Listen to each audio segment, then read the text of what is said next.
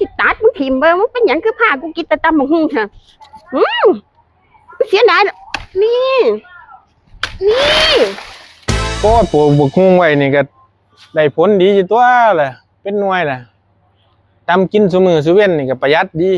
คือกันตัวดีคือกันล่ะลูกเมียก็สิได้ประหยัดตำบักหุ่งนี่ล่ะซุมันกินหลายมือแล้วได้นี่จะเป็นจังไดโอ้ยอาหารเป็นผิดบ่คือท้องเสียบ่เศร้าเนาะบัดนี้เนาะโอ้ยเมื่อยเด้คืออยากกินแนวแสบๆแล้วนะบ่ได้ดอกไปส่วนเฒ่าอันนั้นไปตลาดเนาะเป็นน้ำกินตำบักหุ่งซุมื้อบ่เลยท้องเสียบ่เศร้า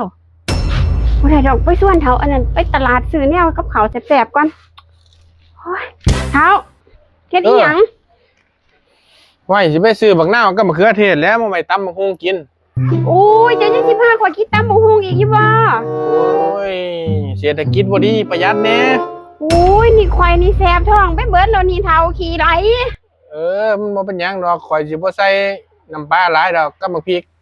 โอ้ยพาข่อยไปตลาดไปซื้อกินแนวแสบๆเนี่ยเฒ่าข่อยอยากกินอันนั้นเนื้อหมูกับเบิดประหยัดก่อนเฒ่าเอ้ยเงินแฮงแต่หายากประหยัดแน่โอ้เจ้าก็สิประหยัดโพดพ่อเดี๋ยวข่อยสิคั่วไก่ดอกมื้อแลงกับตำบักหุ่งอดเอาก่อนช่วงนี้มัน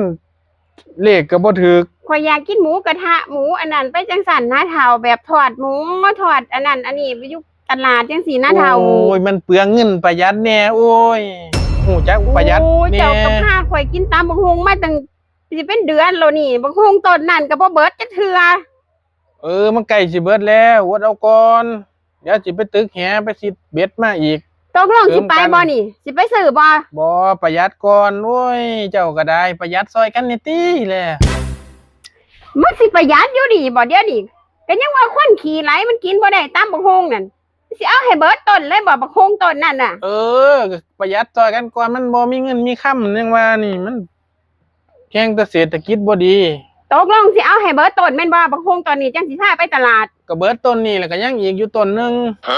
กำลังใหญ่มันเหลืออีกสิเอาให้เบิดต้นแม่นบ่ถ้ามึงบ่ตายดิกูบ่ได้กินแท้ๆล่ะกูบ่ได้ไปตลาดแท้ล่ะกูเสร็จกูแถบักหุ่งต้นนี่มึงสิตัดมึงถิ่มเบิ่มึงเป็นหยังคือพากูกินแต่ตำบักหุ่งเถอะเสียดายนี่ย่อไปเท่านี้เฮ็ดหยังเลยจ้ะนี่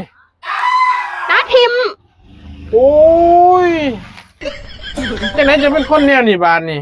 กินแล้วเจ้าบัดนี้ข่อยสิไปตลาดบัดนี้มันเบิดแล้วบ่คือบ่มีแนวกินแล้วนี่สิไปตลาดบัดนี้โอ้ยเนาะมาตาตุกคนเนาะสีจังดาสิเปื่อยแล้วนี่บ่พากูไปซื้อแนวกินแซ่บๆอยู่ห้ามเอ้ยโอ้ย